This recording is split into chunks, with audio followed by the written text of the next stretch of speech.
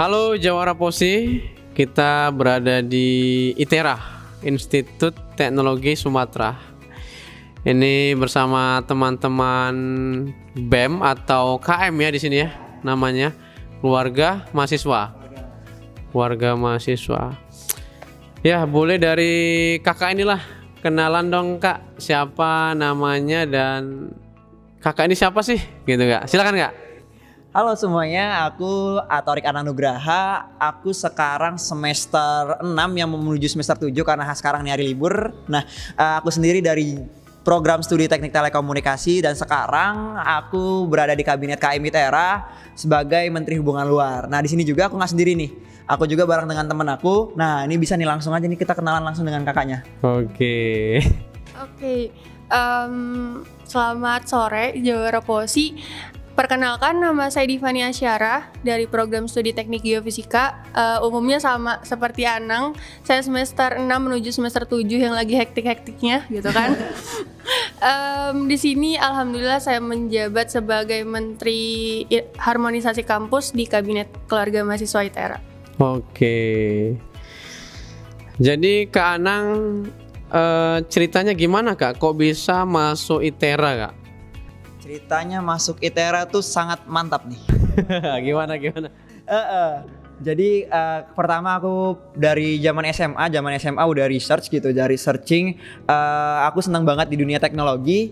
Aku senang banget untuk ngulik-ngulik informasi gitu tentang informatika terutama gitu. Dan aku pertama itu ketemu jurusan yang nge-relate gitu. Aku dapat satu quote waktu itu atau enggak satu omongan yang dimana lebih baik memilih jurusan yang tepat ketimbang gengsi yang harus kita pilih untuk PTN yang tepat gitu. Jadi pada akhirnya aku ketemu karena aku minatnya dalam bidang informatika nih, dalam bidang elektro juga. Aku dapat beberapa tempat pilihan, tempat jurusan yang memang nge-relate dari apa yang aku mau nih. Dan ITERA juga aku ngelihat dari pertama nih ITERA dengan institut pertama yang ada di Sumatera dan juga teknik telekomunikasi nih yang aku pilih sekarang juga ada di 3 tempat aja, cuma ada di Bandung dan malah tinggal 2 untuk teknik telekomunikasi sendiri, ada di ITB dan hanya ada di ITERA. Dan dari situlah dan aku ngelihat perkembangan teknologi ke depan dan aku memilih ITERA karena aku asal dari Lampung dan juga bukan hanya sekedar untuk menempa ilmu, tapi ada harapan juga ketika nantinya setelah aku masuk dari ITERA juga aku bisa membanggakan ITERA karena kampus ITERA kampus pertama dan aku putra dari Sumatera, setidaknya aku bisa membanggakan Sumatera gitu sih kenapa aku mau masuk ITERA. Wah, keren. Oke, jadi tadi jurusan teknik telekomunikasi itu mempelajarin apa aja itu? Ada 4 nih kak. Kalau aku itu tuh ngepelajarin pertama pemecahannya itu ada satelit, ada radar, jaringan, dan mobile. Dan itu kalau misalkan teman-teman masih bingung itu teknik telekomunikasi itu muncul dari mana, itu pemecahan dari program studi teknik elektro sama teknik informatika.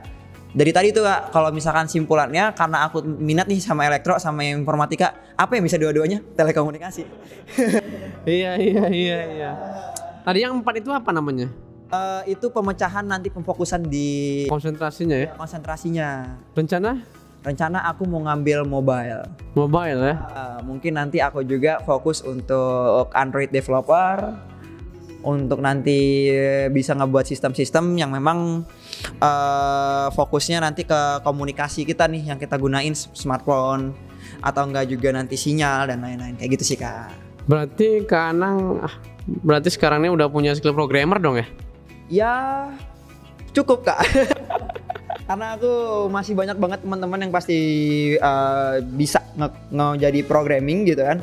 Karena aku ngerasa aku masih pemula, ya masih perlu banyak belajar kak. Oke.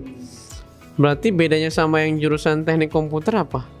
Bedanya sama teknik komputer itu adalah kalau untuk dari telekomunikasi sendiri, bagaimana kalau untuk mudahnya nih kak, bagaimana informasi yang kita kirim itu dari satu tempat ke tempat yang lain.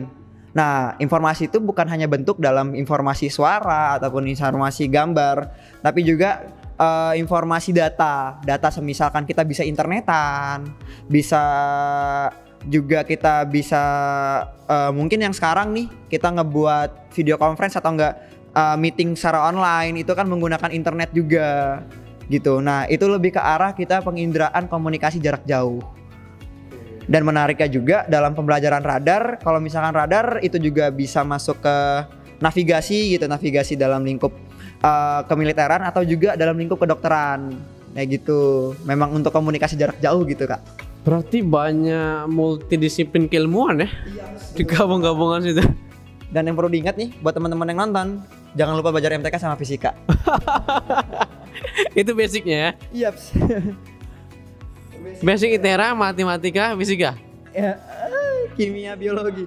Kayak Mafikibi itu harus setidaknya mungkin di ITERA walaupun nanti ada tahap persiapan bersama teman-teman tetap belajar Mafikibi lagi nih setahun, tapi tetap teman-teman persiapkan dengan waktu yang ada karena kita nggak tahu perkembangan kedepannya kayak gimana. Itu sih. Oke. Oh ya Kak, kalau boleh tahu jalur masuk ITERA ini jalur apa aja yang ada? Kalau jalur itu untuk resminya Kak dari ITERA sendiri itu ada 3. Pertama jalur undangan SNPTN, yang kedua adalah jalur SBMPTN, yang ketiga itu SMMPTN Barat, yang dimana itu untuk terkhusus kampus-kampus yang ada di Sumatera. Nah, tapi kalau untuk lingkup dari ITERA-nya sendiri, untuk kampus ITERA-nya sendiri, kampus ITERA membuka jalur prestasi. Nah, yang aku ketahui sendiri kalau untuk jalur prestasi itu ada yang jalur untuk penghafal Al-Quran ya. Menghafal Al-Quran dan kompetisi-kompetisi nasional yang memang udah diikutin sama teman-teman. Nah teman-teman bisa masuk ke ITERA dengan berbagai jalur dan sekarang banyak banget dibuka gitu. Oh iya, satu lagi SMM Nusantara tuh mandiri bukan ya? Iya, itu SMM mandiri itu lebih tepatnya SMM Matan Barat. Itu lebih ke tepatnya kalau mungkin mudahnya untuk dipahamin itu jalur mandirinya ITERA. Itu ada beda di mananya Kak ya? Apakah uang kuliahnya beda atau gimana Kak?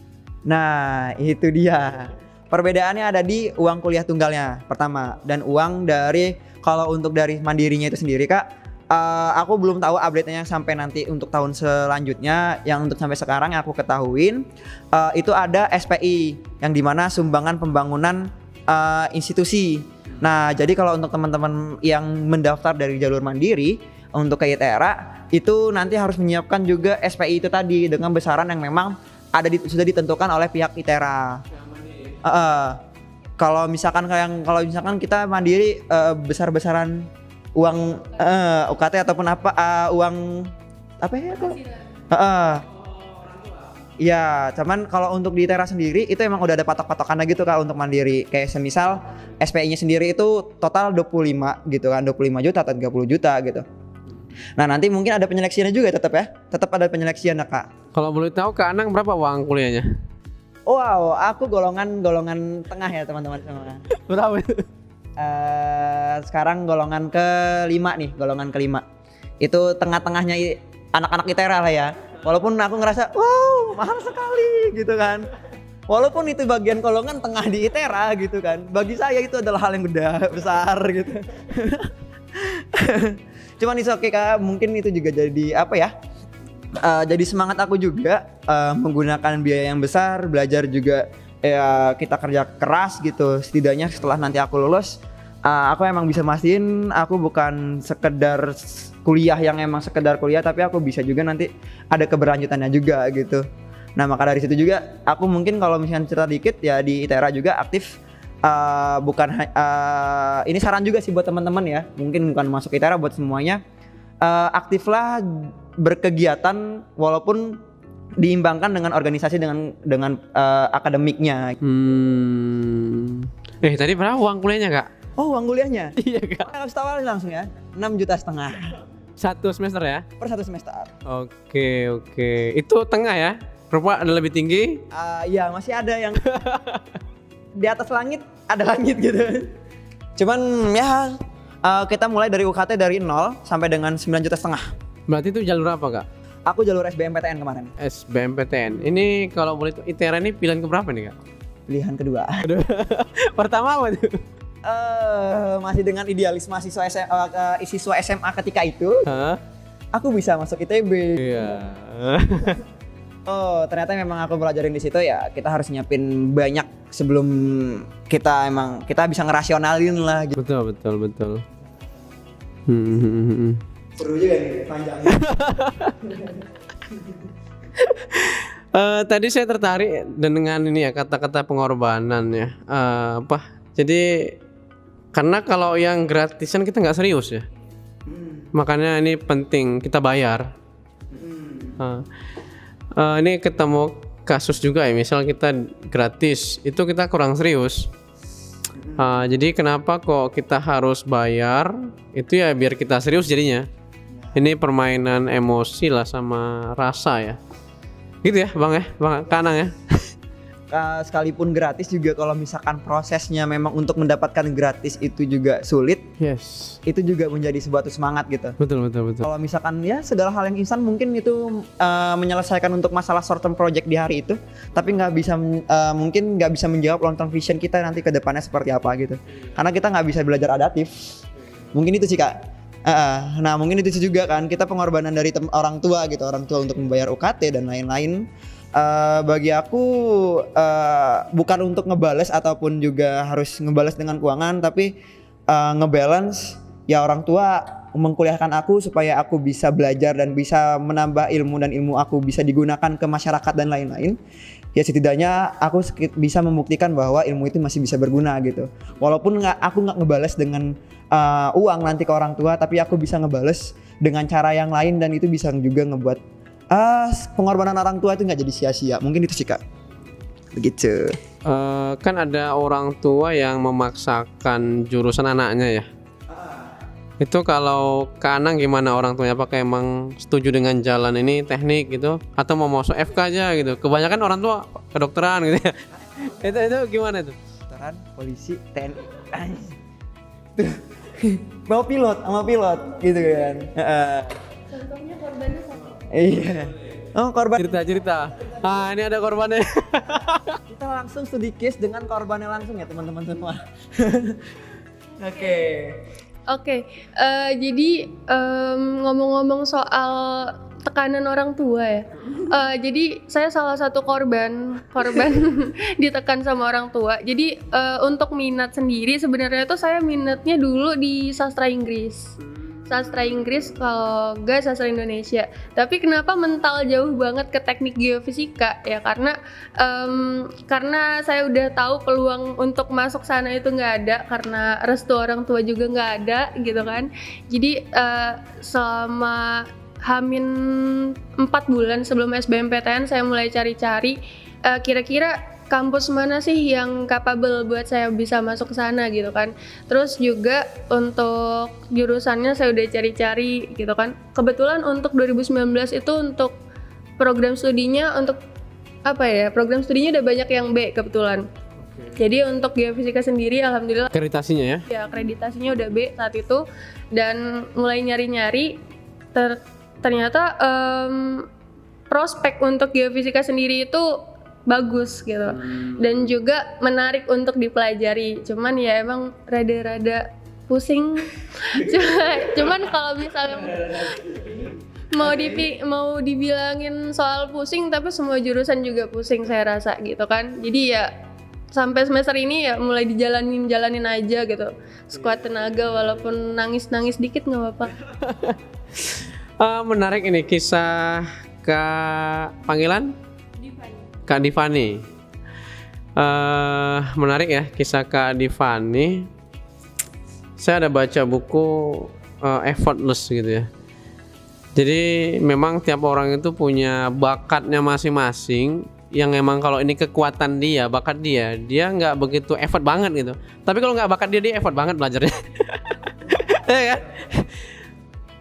Jadi ini sih perlu kita temukan. Dan kalau bisa ya sesuai jurusan dengan bakatnya ini ya. Dan saya baca juga ada katanya riset 87% mahasiswa salah jurusan. Mungkin teman-teman ada cerita teman kuliah sebangku dia salah jurusan atau kitanya juga. Kalau ini gimana Kak Divani? Oke, jadi ngomong-ngomong soal salah jurusan, saya salah satu orang yang 100% saya ngerasa saya salah jurusan. Tepuk tangan untuk kejujuran Kak Divani ya. Keren, iya.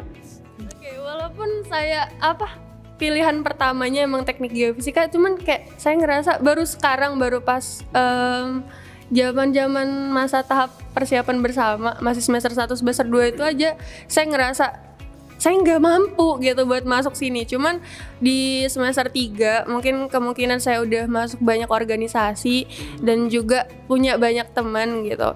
Jadi saya mulai kerasa kalau misalnya ya di situ potensi saya untuk berjuang gitu bersama teman-teman saya gitu. Walaupun saya ngerasanya awalnya saya salah jurusan dan IPK waktu itu kecil banget. Berapa tuh Kak? Pokoknya nggak nyampe 3 Kak kalau gitu. Terus sempat kayak kebayang-bayang kalau misalnya masuk sastra Inggris pasti lebih dari ini, bisa dapat lebih dari ini, tapi nyatanya gitu kan. Ya di sinilah saya sekarang. Udah semester berapa nih? Mau masuk semester 7. Oke, good.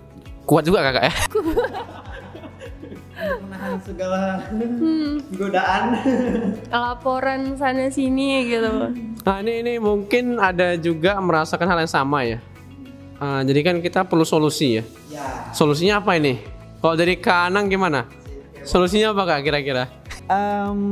Pertama sih aku selalu mulai itu ngebagi dengan paling pertama ya kita mulai dengan diri kita sendiri. Sebenarnya kita minatnya di bagian apa sih? Kita senangnya di bagian apa? Bakat kita apa? Tapi kan pasti muncul lagi pertanyaan, aku nggak tahu bakat aku bang, gitu kan? Aku nggak tahu juga aku senangnya bagian apa gitu. Aku juga nggak tahu harus ikut apa gitu. Masih banyak banget hilang untuk tahu untuk apa yang mereka suka gitu. Nah, solusi pertama bagi aku sendiri supaya mungkin lebih tahu lagi, jadilah general gitu untuk mencoba satu hal terlebih dahulu. Buat teman-teman yang masih belum terlambat nih, cobalah untuk coba di segala bidang, nanti coba jadi general ketika memang sudah. Ini salah satu solusi aja ya, bukan sebagai pilihan juga buat teman-teman, saran aja. Iya, cobalah untuk menjadi yang general gitu. Ya, general dicoba segala bidang, dicoba untuk mungkin kompetisi. Kalau misalkan kamu berpikir untuk aku kayak suka deh untuk bidang sains, kamu coba untuk di bidang sains. Tapi pada akhirnya berjalan waktu, oke, ini bukan tempat aku. Nanti kamu coba lagi dalam bidang seni, olahraga dan lain-lain. At least nanti ketemu mungkin 1 atau 2, oh ini yang aku bisa pilih gitu. Nah disitulah bisa menjadi spesialis, karena kan untuk di kuliah sendiri nanti kita menjurus, artinya spesialis gitu. Spesialis yang artinya kita spesialis geofisika, telekomunikasi ataupun apa. Nah itu penting banget teman-teman nantinya setelah dari situ sudah tahu apa yang disenangi, apa yang sudah menjadi bakat teman-teman, untuk memilih bidang spesialis apa yang benar-benar tepat bagi teman-teman gitu. Dan saran aku juga mungkin pendapat aku juga lebih bukan tentang kampusnya, tapi tentang jurusannya. Walaupun kampus kamu sebagus apapun gitu, tapi kalau kamu nggak bisa adaptif dan kamu nggak bisa survive di dalam situ dan kamu tidak nyaman dalam jurusan itu, pada akhirnya juga kamu bangga dengan nama kampus, tapi kamu tidak bisa membanggakan nama diri kamu sendiri. Mungkin itu sih bang. Pertama ketemukan minat dan bakatnya gitu kan, ketemu yang disukai. At least walaupun juga nggak tahu banget gitu, sebenarnya nggak begitu expert di bidang yang disukain, at least tahu yang disukain. Setelah dari situ di research lebih dalam lagi. Dan kalau misalkan case tadi ya, mungkin yang orang tua gitu, ada neurodokter, TNI ataupun yang lainnya seperti itu. Itu sebetulnya juga bukan karena orang tua ingin memaksakan. Pada intinya mungkin sebagian besar yang aku lihat ya karena orang tua pengen kamu jadi orang yang sukses gitu. Dan reference point dari orang tua sendiri itu adalah kesuksesan yang menjadi pilot, menjadi dokter gitu. Nah disitulah peranan kita untuk gimana caranya yang apa yang kita sukain, apa yang kita bakat kita, dan apa yang bakal kita jadi cita-cita kita gitu.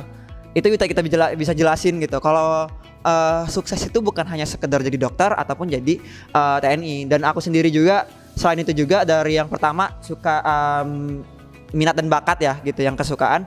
Yang kedua, aku selalu nulis impian-impian aku walaupun aku mungkin di hari ini aku nggak bisa untuk menggapainya.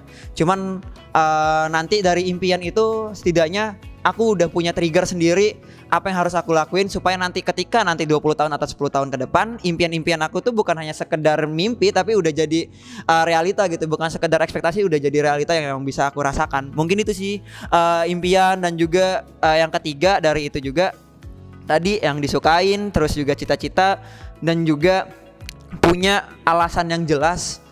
Sebetulnya ini lebih ke arah mikir juga sih.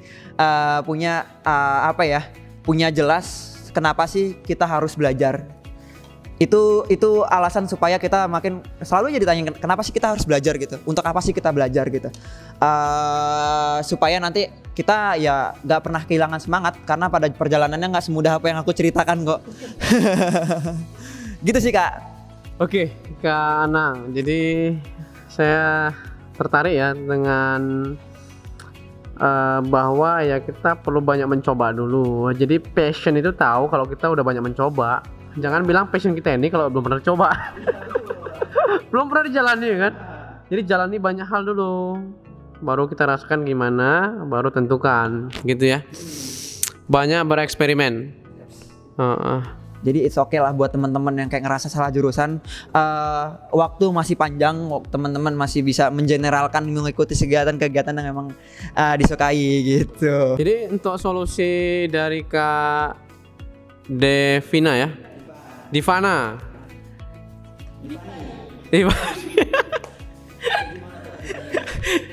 Kak Divani gimana tanggapannya? Nah nih masuk. Oke, mungkin sebagian solusi udah dijelasin ya sama Anang. Mungkin teman-teman, aku mau nambahin aja sedikit solusi. Kalau misalnya ini berhadapan sama orang tua ya, mungkin kita udah tahu minat bakat kita di mana dan kita nih mau masuk mana sih sebenarnya gitu kan. Terus fokus utama kita itu di mana gitu. Tapi terhalang sama restu orang tua gitu kan. Mungkin teman-teman bisa gitu. Meyakinkan orang tua kalau misalnya jurusan itu tuh bagus loh, jurusan itu tuh menghasilkan lulusan yang baik gitu kan. Sama kayak yang diomongin Anang tadi, kalau misalnya keberhasilan itu bukan cuma milik dokter aja, milik TNI aja, tapi semua jurusan itu punya peluangnya masing-masing gitu.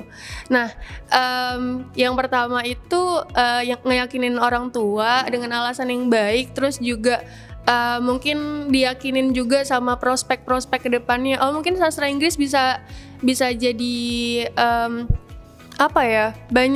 banyak prospek sebenarnya. Nggak jadi guru atau dosen aja gitu kan, atau tenaga pengajar gitu, tapi juga bisa jadi translator, atau mungkin nanti bisa kerja di penerbitan juga jadi penerjemah gitu kan. Nah, itu aja sih mungkin dari aku tambahannya. Oke, terima kasih Kak Divani. Saya dari sisi orang tua ya, mungkin mana tahu ada yang denger ya. Jadi kan memang kita harus pisahkan ambisi kita dengan ambisi anak kita. Kan beda ya, yang jalani kan anak kita. Ya, kita perlu bedakan lah dan sadari ya. Ini seperti film 3 Idiot ya.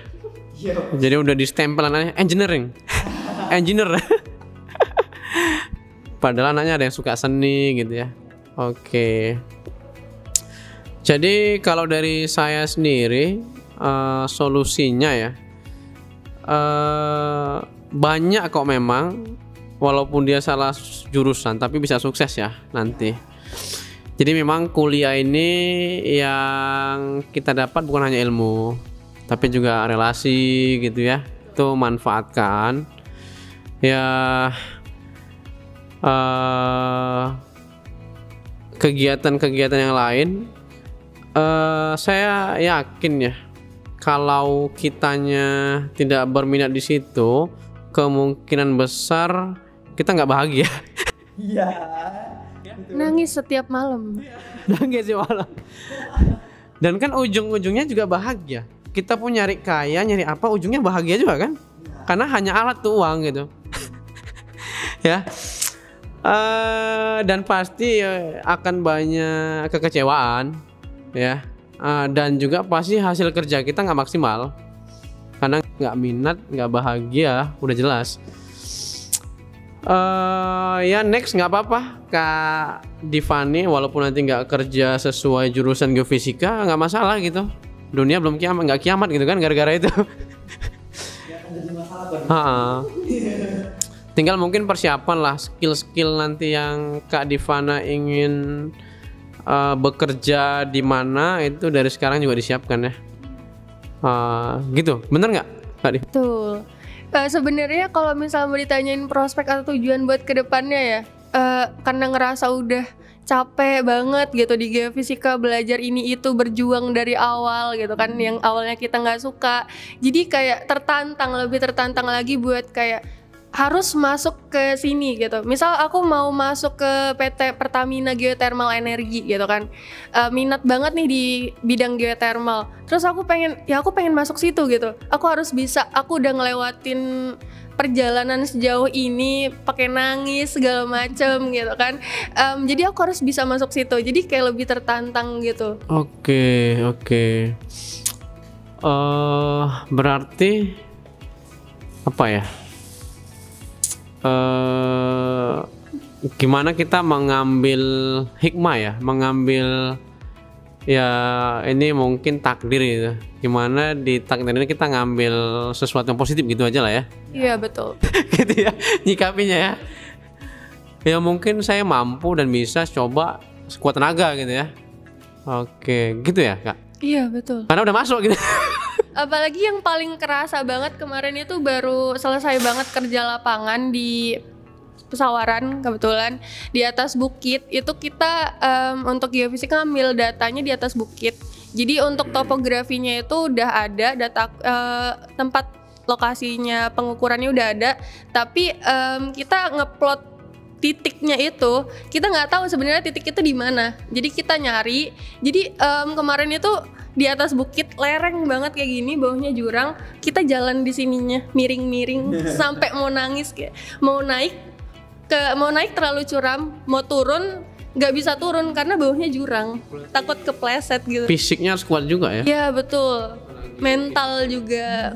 Mental, fisik, sama tadi nih ya kemampuan matematiknya ya. Iya, kemampuan matematik, fisika. mental sih kayak yang paling kuat. Mental ya? Kalau misalnya di atas bukit nangis juga nggak bisa. Mental maksudnya gimana Kak? Mental?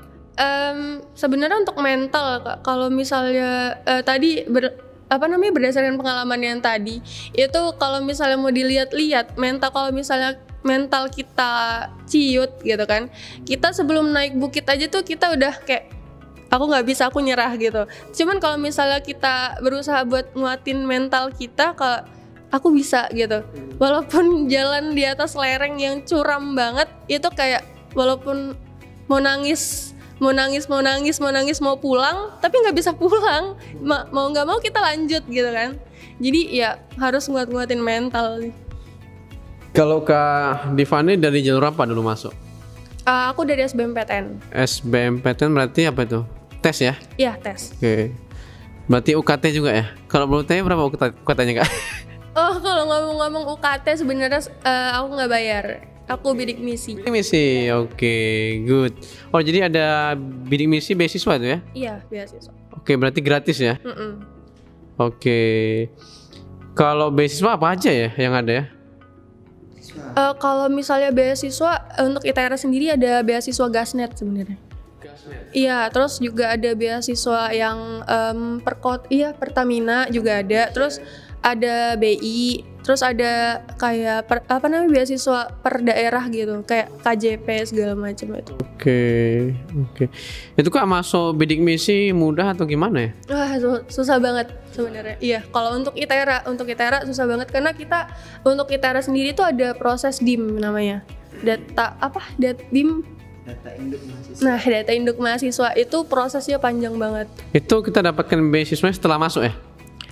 Iya betul, setelah masuk. Berarti masuk dulu situ ada tes nanti ya? Jadi untuk bidik misi sendiri sebenarnya tuh prosesnya itu dari sekolahnya dulu. Jadi sekolahnya untuk mendaftarkan siswanya ke bidik misi, baru nanti dari mahasiswa siswa yang mau masuk ke perguruan tingginya daftar lagi gitu ke perguruan tingginya. Kira-kira bakal diterima nggak gitu? Oke, good, keren. Ini dari mulai salah jurusan ya. Banyak cerita ya. Jadi untuk Kak Anang, jadi goal Kak Anang ke depan apa nih cita-citanya? Ingin bekerja di manakah atau gimana? Oh my god, aku selalu bisa misahin mungkin dari caranya short term project sama long term vision ya Bang ya. Kalau aku sendiri jujur sebenarnya ini mungkin kayak mana mungkin gitu. Sebenarnya aku pengen jadi menteri pendidikan. Wih, amin amin. Yang kayak oke, aku mungkin sekarang masih banyak yang kurang gitu. Makanya mungkin aku untuk game desainnya, untuk Samsung projectnya, makanya aku juga aktif volunteer. Mungkin dari aktif volunteer beberapa volunteer, nanti di situ juga bergabung di komunitas. Kita bisa ngebuat komunitas pada akhirnya, komunitas berkolaborasi antar komunitas, dan akhirnya kita bisa bergerak nanti ke lingkup yang lebih tinggi lagi, misalkan pemerintahan daerah ataupun dinas seperti itu. Yang pada akhirnya itu juga akan menjadi reference point yang pada akhirnya aku bisa mencapai hal itu gitu. Cuman ya pasti masih prosesnya masih lama gitu. Yang paling pasti yang sekarang ya all out aja, ya proses hasil aku mungkin kalau sering mendengar proses itu tidak mengkhianati hasil gitu Bang ya. Kalau bagi aku sendiri Bang, apa ya? Ya bagi aku proses ya proses. Kita selalu maksimal, optimal, mau bagaimanapun nanti hasilnya ke depan, ya aku serahkan itu semuanya kepada Tuhan, kepada Allah lah gitu Bang. Mungkin ya sudah, kita nggak perlu lagi untuk berambisi untuk mendapatkan hasil. Yang penting kita udah yang memberikan yang terbaik. Sisanya ya udah keterlibatan di atas gitu sih Bang. Hasil itu emang mutlak ya di tangan Allah Subhanahu wa taala ya. Gitu. Betul. Jadi saya tertarik dengan volunteer ya. Itu kan volunteer nggak dibayar ya? Betul ya? Betul. Kita nggak ada dapat gaji apa gitu ya. Jadi itu apa itu pengertian volunteer, terus apa benefitnya itu ke kita Bang? Oke, aku ngebaginya itu jadi 3 kalau untuk benefitnya sendiri. Pertama achievement, prestasi. Yang kedua itu affiliation, relasi. Yang ketiga mungkin privilege atau power gitu kan. Di situ kalau kita ngebahas tentang achieve gitu, pertama untuk volunteer itu kerelawanan. Jadi kerelawanan itu banyak gitu. Kita bisa jadi relawan pendidikan, bisa jadi pengajar gitu, pengajar ke anak-anak, atau juga relawan kebencanaan. Kita turun untuk ngebantu supaya musibah atau bencana yang di salah satu tempat itu bisa di recovery ataupun bisa dipulihkan gitu. Ataupun relawan-relawan lain gitu, relawan banyak banget tipe relawan. Dan aku sendiri relawan lebih ke arah sosial masyarakat dengan fokusnya adalah sosial pendidikan. Nah, di situ sendiri apa sih yang bakal didapetin? Kita nggak pernah dibayar, kita cuman ya ikut, cuman niat untuk ngebantu. Cuman apa sih sebenarnya benefitnya? Jujur yang rubah jalan pikir aku, yang rubah sampai dengan sekarang aku bisa berdiri di sini, ya salah satunya faktor adalah dari kerelawanan itu sendiri. Yang pertama achievement. Kalau untuk nanti ke dunia kerja yang aku research sendiri, bahwa poin untuk volunteer itu sendiri punya poin yang besar, bahwa kita pernah turun ke masyarakat, punya poin kerelawanan. Itu dari prestasinya, dari relasi kita mungkin sekarang teman-teman kuliah gitu, ataupun cuman pada akhirnya kita tutup jarang gitu untuk kembali ke masyarakat gitu, untuk ngerti sebenarnya kita ini hidup sebagai siapa sih gitu. Dan pada akhirnya aku mendapatkan affiliation relasi dan bisa lebih memahamin lagi relasi bukan hanya sekedar relasi. Ya mungkin mereka bukan orang hebat di mata orang-orang di luar sana, tapi menurut aku sendiri mereka hebat di mata aku, karena setelah mungkin berangkatan aku pertama untuk memberikan sesuatu, tapi ketika aku pulang aku yang diberikan banyak pelajaran dari situ. Nah, ya relasi-relasi yang ada dari masyarakat kita mungkin awal cuman susah nih untuk kayak mungkin lagi sekarang life quarter krisis, kita bingung untuk ngasilin sesuatu gitu, ketakutan masa depan. Tapi ketika kita kenal masyarakat, mereka mungkin punya kerjaan yang mungkin kecil-kecilan, tapi setidaknya dari situ kita bisa tahu kerjaan. Ataupun juga itu baru di sisi masyarakat, teman-teman dari relawan dari daerah-daerah lain yang pada akhirnya itu memudahkan kita juga, yang akhirnya kita bisa mengenal orang-orang daerah lain punya karakter masing-masing. Dan pada akhirnya garis besarnya adalah yang aku dapatkan adalah bagaimana cara menghargai, bagaimana cara memberi, dan bagaimana cara mengapresiasi, seperti itu sih. Dan yang terakhir privilege. Privilege ini masuk ke arah poin yang tadi, poin yang achieve dan juga poin affiliation tadi, relasi. Dengan kita punya dinilai sebagai itu volunteer sebagai prestasi, kita memiliki jejaring yang luas, otomatis kita punya privilege untuk bisa menyebar kemana aja, yang mungkin aja kita itu bisa ngebantu kita nanti dunia kerja kayak gitu, Bang. Good. Jadi teman-teman saya bilangnya value lah ya. Jadi kan value ini banyak ya. Yang saya cerna tadi dari Kak Anang adalah beliau mendapatkan learning experience yang nggak bisa diduitkan gitu. Ini sangat-sangat berharga ya, learning experience. Inilah value yang kita dapatkan ya. Pengalaman ya, mungkin kita jadi tahu watak-watak manusia yang lain gitu ya. Itu kan experience yang dimana belajarnya itu kalau nggak di situ. Oke. Jadi berarti Kak itu volunteer ada disleksi ya? Yaps, disleksi. Kebetulan aku juga sekarang lagi proses seleksi untuk nanti volunteer ke Papua Barat seperti itu. Ada 2 tahap lagi. Ya doakan saja teman-temannya. Amin. Dan transport makan apa gratis ya? Ketika memang nanti aku berhasil untuk seleksi itu dan aku memang terpilih sebagai fully funded gitu, aku dibiayai dengan gratis. Cuman teman-teman jangan mengurungkan niatnya. Teman-teman bisa kok semisal belum berkesempatan untuk mendapatkan biaya gratis, itu juga ada dibagi 3 tuh Bang. Ada fully funded, parsial, dan self.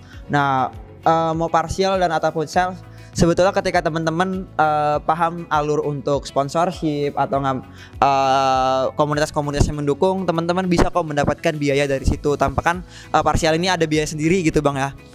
Semisal untuk biayanya itu sendiri total anggap kita 2 juta rupiah seperti itu. Nah kalau fully funded semuanya dibiayai dari biaya transportasi dari semua gitu.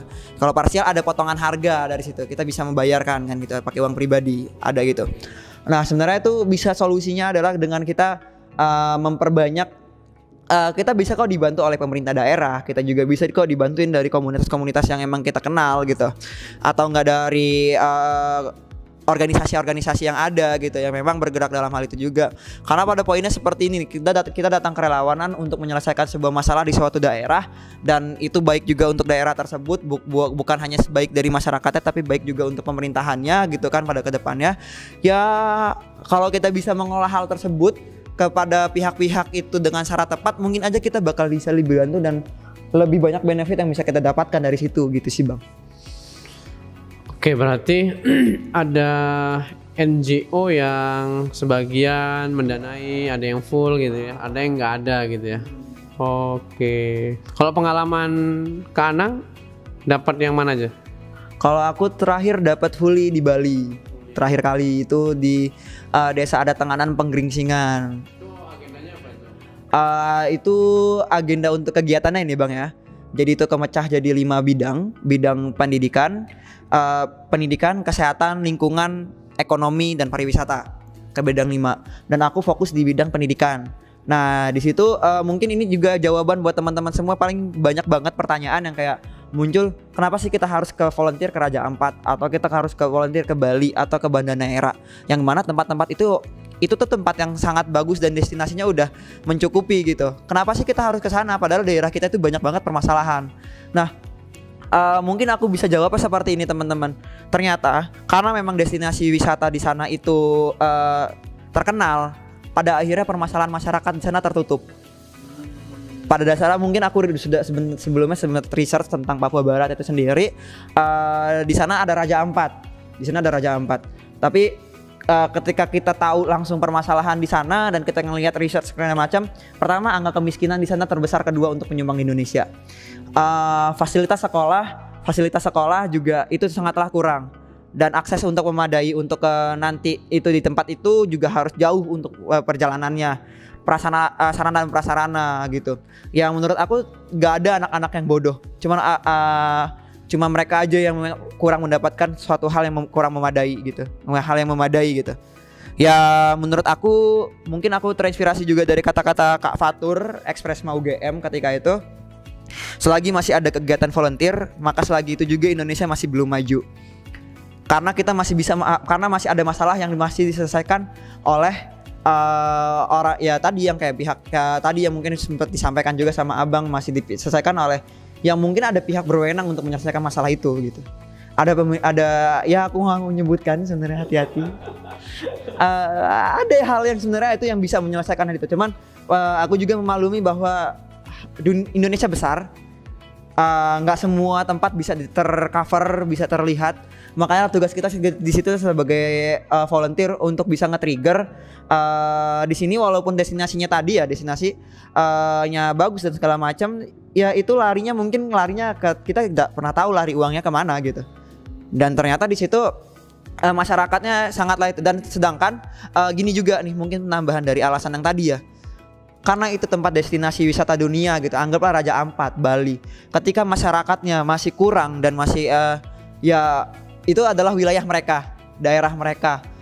Mereka yang harusnya bisa merasakan hal lebih banyak karena pendapatan dan lain-lain, mereka nggak dapat merasakan hal itu, yang pertama. Yang kedua adalah ketika wisatawan datang, ya mereka nggak bisa menyumbangkan hal lebih dari sekedar untuk mengerjakan sebagai nelayan kah atau sebagai petani, yang mungkin aja kalau misalkan pariwisata dan mereka terbuka pikirannya lebih banyak gitu. Aku bukan menstigmakan bahwa orang sana pikirannya tidak terbuka ya Bang ya. Cuman kalau misalkan lebih terbuka lagi, segala hal masih bisa dijadikan sebuah sebuah peluang gitu untuk melakukan perkembangan buat ekonomi keluarga, ekonomi daerah ataupun ekonomi pusatnya juga gitu. Ya mungkin itu permasalahan tadi dari hulunya. Gitu sih Bang. Oke. Ya, yang disampaikan ke Anang tadi bahwa ekonomi ya, pemerataan ekonomi kan, ekonomi kita nggak merata ya. Ada yang sangat sejahtera, kaya kali, timpang ya, ketimpangan sosial ya. Bahasanya itu apa? Piramida lah, macam piramida ya. Kalau mungkin bahasa mudanya kapitalis, maybe. Kita banyak di bawah ya. Jadi apa nih solusi dari Kak Anang apa? Solusi buat yang apa nih, bagian mana nih? Tadi yang kurang meratanya ekonomi tuh. Kok bisa terjadi itu, apa solusi dari Kak Anang? Oke, aku ngebaginya itu tadi sebenarnya banyak cara. Cuma salah satu solusi yang mungkin aku lagi terapin itu adalah pertama, mungkin mudahnya seperti ini. Aku mulai dari bidang pendidikan. Semakin banyak pengetahuan, semakin banyak yang ingin dikembangkan. Mungkin nggak dirasakan hari ini, tapi bisa dirasakan selanjutnya. Nah, kita mulai dari pendidikan, pemerataan pendidikan. Pendidikan bukan hanya sekedar untuk anak-anak, tapi pendidikan juga untuk masyarakat. Kita masih bisa melakukan pelatihan dan lain-lain. Dari situ pada akhirnya nanti ketika pendidikan itu sudah merata, atau nggak pendidikan itu udah nilainya sudah makin menaik lagi gitu. Pada akhirnya itu juga berdampak kepada nanti ekonominya itu sendiri, atau enggak pada kesehatan, atau juga pada nanti lingkungan. Kita anggap seperti ini, semakin banyak yang dikembangkan tadi, semakin banyak yang bisa dikembangkan, pada akhirnya itu bisa menjamin bahwa ada probability, ada peluang bahwa masyarakat bisa mengembangkan pekerjaan dari situ dan bisa menekan angka ekonomi. Dari situ juga kesehatan dari mereka yang ekonominya sudah aman, pada akhirnya kesehatannya mereka bisa lebih terjaga. Otomatis lingkungan di situ akan punya sebuah energi baik, energi positif yang dimana itu sudah saling terjaga, yang pada akhirnya pengembangan pariwisata juga di daerah mereka juga itu masih bisa. Mungkin pada banyak kepikir gitu, sebenarnya setiap desa bisa nggak sih ngembangin pariwisata? Jawabannya bisa banget ketika kita punya inovasinya. Nah, itu salah satu solusinya, tapi itu solusi yang memang untuk long term visionnya gitu, yang walaupun pendidikan selesai juga itu nggak bisa ngejamin gitu. Bagi aku tidak ada yang bisa menjamin tentang hal itu kalau itu tidak dimulai dari kita sendiri dan dari kita sendiri gitu. Nah, makanya itulah kita fungsinya sebagai kerelawanan gitu, untuk nge-trigger kepada masyarakat bahwa kita belajar itu penting gitu loh. Bukan hanya sekedar belajar untuk bisa mungkin setiap orang punya kelebihannya masing-masing gitu Kak. Ada yang punya pintar untuk matematika, pintar fisika gitu, atau pintar biologi. Tapi terkadang sometimes orang-orang masih lupa cara memanfaatkan apa yang menjadi kelebihan mereka gitu, ataupun mereka terlalu fokus untuk kekurangan mereka, tapi pada akhirnya mereka tidak bisa memaksimalkan kelebihannya. Itu fungsi kerelawanan adalah bisa mengoptimalkan masyarakat. Solusinya yaitu tadi dalam bidang pendidikan, yang dilakukan volunteer tadi itu juga salah satu volunteer. Itu juga sebagai short term project yang mungkin itu jadi sebuah trigger dan juga sebagai peringatan juga bahwa ke pemerintah bahwa di sini ada masalah, maka kami di situ datang. Itu juga yang bisa ngatensin pemerintah yang mungkin aja daerah tersebut nggak pernah aja diperhatiin. Tapi dengan kedatangan di situ kita nggak up ke media gitu. Mungkin short term project nggak bisa dirasakan secara langsung oleh masyarakat di situ. Yang dirasakan cuma sekecil. Cuman kami berharap ada keberlanjutan yang mungkin ada pihak yang lebih berwenang lagi yang bisa melanjutkan hal itu, dan pada akhirnya bukan hanya sekedar ekonomi tapi semuanya bisa kejawab. Dan menurut aku kompleks untuk bisa menjawab sebuah permasalahan itu. Dan kita mulailah dari hal yang paling kecil, ya kita mulai dari diri sendiri. Dan juga kalau untuk mulai hal tersebut juga ingat tadi kita itu long term vision gitu. Nggak bisa dalam membalikan telapak tangan. Ya kita bisa, tapi kita bisa ngebuat polanya seperti apa supaya nanti ada peluang yang semakin besar dengan apa yang kita lakukan saat itu gitu. Mungkin gitu sih Bang solusinya. Ya semoga menjawab lah buat teman-teman semua, dan atau nggak buat abang sendiri yang sebagai penanya gitu kan. Menarik sih, tadi ada kata-kata mulai dari diri sendiri. Jadi kalau ada yang nanya gimana ya cara mengurangi pengangguran, ya kita jangan jadi pengangguran, cuma kurang satu. Dari sendiri. Kayak sampai kapan kita akan menuntut bahwa harus ada kerjaan untuk kita, tapi kita nggak berusaha untuk bisa menjadi sebuah pekerja. Yes. Jadi tadi solusinya di pendidikan ya. Iya. Jadi pendidikannya bagus, pasti ekonomi juga bagus ya. Iya, berdampak juga pada akhirnya gitu. Dan kan pendidikan luas ya. Jadi pendidikan dan sekolah itu hanyalah bagian kecil dari pendidikan. Yaps. Betul ya? Betul. Jadi pendidikan itu ada di masyarakat. Pada saat kita ke masjid, kemana, ke masyarakat. Pendidikan ada di keluarga ya, di rumah gitu ya. Tapi memang peran sekolah itu besar. Karena berapa jam kita di sekolah kan? Tapi kalau menurut saya pribadi sih peran sekolah kok ini ya, kayaknya banyak hal yang sangat penting di kehidupan tapi nggak dipelajari. Kayaknya di sekolah itu nggak banyak kita dapat sih. Gimana menurut kalian? Ya udah dari aku dulu ya kali ya. Sekolah melupakan untuk pendidikan karakter, apalagi di zaman sekarang. Ya bagi aku itu juga yang mungkin jadi sebuah poin bahwa kita mungkin sebagai AKI, sebagai short term project, sebagai langkah di awal kita punya ilmu yang banyak. Tapi pada akhirnya ketika kita tidak punya karakter, ya kita nggak susah untuk bertahan gitu. Karena tidak ada keberlanjutan di situ. Yang maksud aku di sini mungkin analoginya seperti ini gitu. Mungkin batu ditaruh di istana negara atau di tempat-tempat yang memang penting, itu akan nilainya jadi mahal. Tapi ketika batu itu kita taruh mungkin di tempat suatu sembarang juga itu gak akan pernah ada nilainya. Tapi sekalipun kalau kita menjadi berlian, ya mau kita ditempatin di istana negara, harga kita makin mahal. Tapi sekalipun kita ditempatkan di lumpur, kita juga tetap punya harga di situ. Nah, itu juga salah satu analoginya adalah terkait dengan analogi tentang HP gitu. Iklan HP yang dimana mungkin kalau aku tanya lagi, pernah nggak sih kita ngelihat iklan HP sekarang bisa nelpon atau nggak bisa SMS gitu? Udah nggak pernah lagi pakai iklan kita sekarang.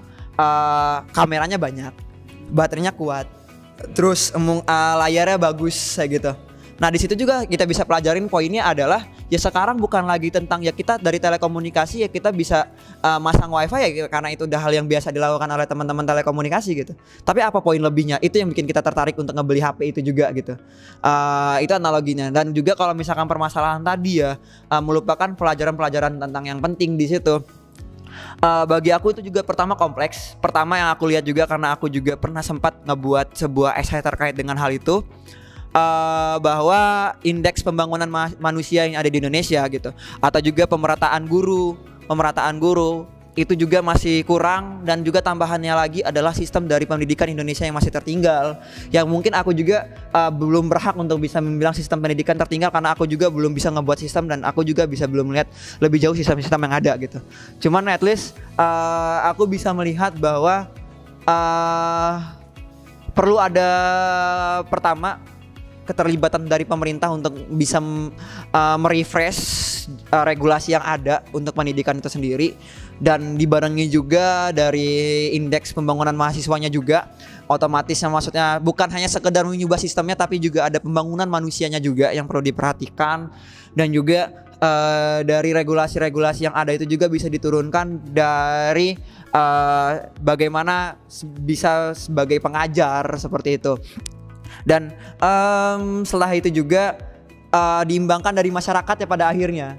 Sekalipun pemerintah punya sistem, sekalipun pemerintah membuka pelatihan dan lain-lain, usaha apapun untuk masyarakat, tapi masyarakat belum bisa menyambut hal yang baik juga, itu juga akan menjadi sebuah permasalahan dan persoalan. Nah, maka dari itu ada berkesinambungan. Siapa sih yang bisa memajukan Indonesia kalau bukan masyarakatnya? Dan siapa sih yang akan bisa men-trigger masyarakatnya kalau bukan pemerintah? Nah, maksudnya ada kesinambungan lah di situ. Menurut aku kompleks. Dan kalau misalkan untuk dilupakan, kenapa itu dilupakan? Ya balik lagi, aku tidak mau menyalahkan dari salah satu pihak gitu kan. Ya kalau untuk solusinya mungkin solusi dari pikiran aku sendiri gitu ya. Perlu ada perubahan atau enggak pembenahan terkait dengan regulasi, pembangunan gurunya itu juga, indeks pembangunan manusianya, dan juga sarana dan prasarana juga yang perlu diperhatikan. Balik lagi pihak wewenang. Iya, karena mereka kan ngelola APBN yang berapa triliun. Oke. Karena gini Bang, sekalipun kita berpikir untuk bisa mengelola, kayak kita udah kepikir gitu, oh kita harus ngebuat A, B, C, D, E gitu. Cuma pada akhirnya kita punya aturan. Dan ketika kita melakukan hal itu, kita menyalahi aturan dan kita akan menjadi ya orang yang salah menyalahi aturan gitu kan, nggak malah jadi wah, jangan sampai kena. Semuanya kena. Ya, semuanya kena. Semua bisa kena. Tapi saya tahu sih arah kemana. Semua bisa kena. Itu sih. Ya. Mungkin gitu sih dulu Kak. Kalau aku ngebahas lebih itu aku ngeri sekali. Mohon maaf. Aku berusaha kok berubah untuk diri sendiri terlebih dahulu Kak. Kak Divana gimana? Divani? Oke, kalau misalnya dari aku sendiri ya Kak, pendapatnya mengenai kita ini di sekolah ternyata ada beberapa hal yang nggak kita dapetin di sekolah. Kayak contohnya aja, contoh kecilnya, kita sekolah belajar banyak hal, tetapi kita masih keluar untuk mencari kursus macamnya gitu kan. Berarti apa yang kita dapetin di sekolah itu masih kurang gitu kan. Nah, maka dari itu kita bisa mulai dari diri sendiri gitu. Kita sekolah, tapi kita juga bisa mengimbangin cara kita untuk mengembangkan potensi kita gitu. Baik dari dalam maupun dari luar. Contohnya aja kalau misalnya kita sekolah, di dalam sekolah itu pasti ada organisasi gitu, ekstrakurikuler. Nah, itu mungkin kita bisa ngembangin potensi kita. Mungkin dari akademik kita sukanya biologi gitu. Mungkin dari organisasi kita sukanya seni gitu. Jadi kita bisa ngebalancein dua-duanya gitu. Jadi kita punya potensi di bidang akademik, kita juga punya potensi di bidang non akademik, dan juga kalau misalnya kita mau ngembangin potensi kita untuk lebih lagi gitu, kita bisa keluar. Kalau misalnya ada, mungkin untuk sekarang ya, mungkin banyak webinar yang untuk SMP, SMA gitu kan. Untuk umum, kita dibuka webinar untuk umum, kita mungkin bisa ngembangin potensi kita dari situ. Oh, kita ternyata dari webinar ini kita dapat banyak pengetahuan gitu, yang sebenarnya nggak kita dapetin di sekolah gitu. Terus juga mungkin kita lebih keluar lagi, kita temuin organisasi yang mungkin cakupannya lumayan luas gitu kan, yang bisa bikin kita jadi seseorang yang komunikatif. Mungkin di sekolah jadi kita introvert ya, mungkin dari organisasi kita bisa belajar untuk jadi orang yang komunikatif gitu. Oke, good. Berarti tadi sekolah belum maksimalnya fungsi sekolah gitu ya, karena ada yang kita perlukan di kehidupan tapi nggak dipelajari ya. Contohnya ya cara berpikir, kita hanya langsung dikasih konten. Misal belajar cara belajar, harusnya kan dipelajari dulu, baru kita belajar kontennya kan. Cuma kemampuan kognitifnya doang kalau misalnya diberatkan. Iya. Jadi belajar cara berpikir, konteksnya lah, jangan langsung ke konten gitu, konteksnya belum jelas. Baru soft skill yang lain ya. Komunikasi penting banget di pekerjaan dimanapun, tapi nggak dipelajari. Benar. Itu dia, makanya kita butuh organisasi. Iya, yang melengkapi ya. kerjasama, karena nggak ada hal yang besar yang bisa dibuat tanpa kerjasama kan. Karena tiap orang punya kelebihan dan kelemahan sekaligus. Jadi wajib kerjasama, kolaborasi. Itu nggak diajari. Jadi makanya banyak kerjasama bubar karena nggak ada cara kerjasama yang baik itu gimana, nggak diajari.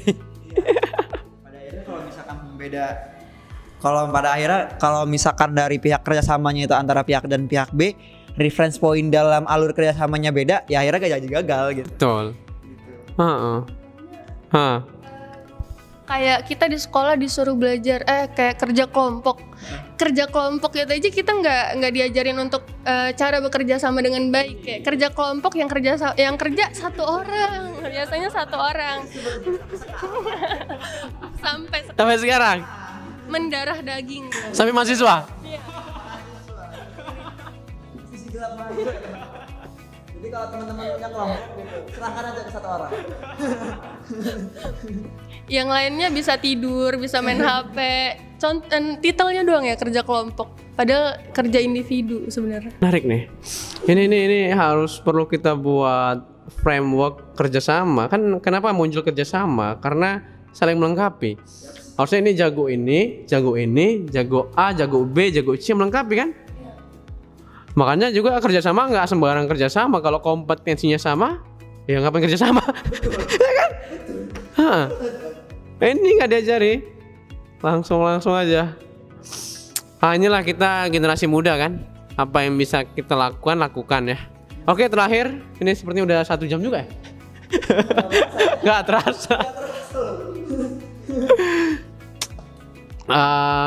Kak Anang, apa nih saran untuk para jawara POSI generasi muda Indonesia, siswa SD, SMP, SMA? Apa sarannya nih untuk mereka, Kak? Oke, saran nih buat teman-teman semua, mungkin nggak begitu banyak. Yang pertama, terus gali dan terus coba berbagai hal, jangan takut untuk keluar dari zona nyaman. Karena itu juga nanti berpengaruh ke teman-teman nanti untuk bisa memilih pilihan yang tepat, bagian mana teman-teman akan melakukan perjalanan selanjutnya. Nah, selain itu juga diimbangi juga dengan belajar. Mungkin sering banget dengar kata-kata belajar itu penting, belajar itu wajib. Cuman pada akhirnya kita pada prosesnya kita lupa untuk belajar gitu. Pada akhirnya ya mungkin rebahan atau enggak ya main sosial media gitu. Ya mungkin menurut aku salah satunya itu faktornya adalah kita nggak pernah ada tahu kenapa kita harus belajar. Nah, maka dari situ juga temukanlah semangat belajar kita. Kenapa kita harus belajar, supaya kita nggak pernah lupa pentingnya itu belajar gitu. Kita semua tahu pentingnya belajar, tapi kita kalau hilang semangat, hilang komitmen, hilang konsisten, ya itu juga bakal jadi susah juga pada akhirnya.